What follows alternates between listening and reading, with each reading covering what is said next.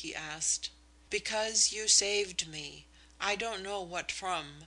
The night we went out I was suffering from a loneliness which was the worst torture I have ever felt.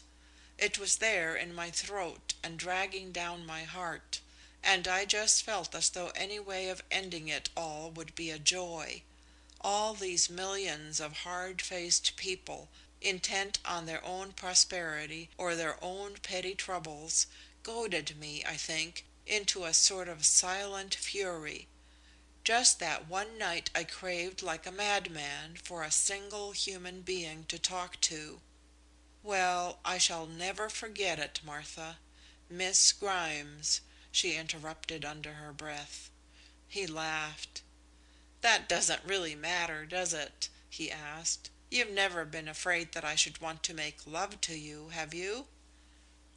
She glanced round into the mirror by their side, looked at her wan face, the shabby little hat, the none too tidily arranged hair which drooped over her ears, down at her shapeless jacket, her patched skirt, the shoes which were in open rebellion.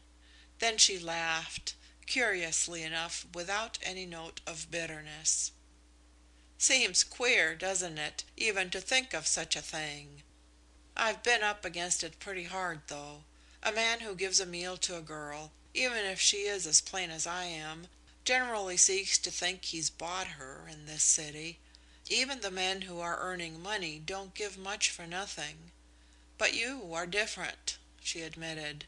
"I'll be fair about it. You're different." "You'll be waiting for the work at 9 o'clock tomorrow morning?" he asked as indifferently as possible. "I will," she promised.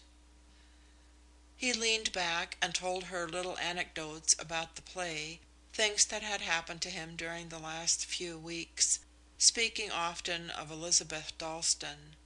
By degrees the nervous unrest seemed to pass away from her. When they had finished their meal and drunk their coffee, she was almost normal.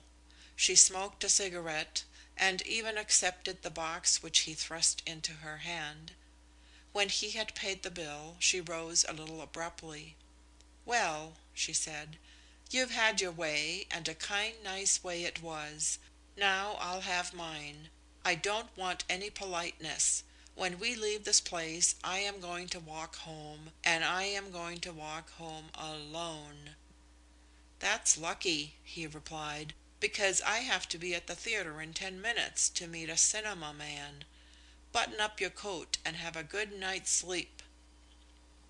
They left the place together. She turned away with the farewell nod and walked rapidly eastwards.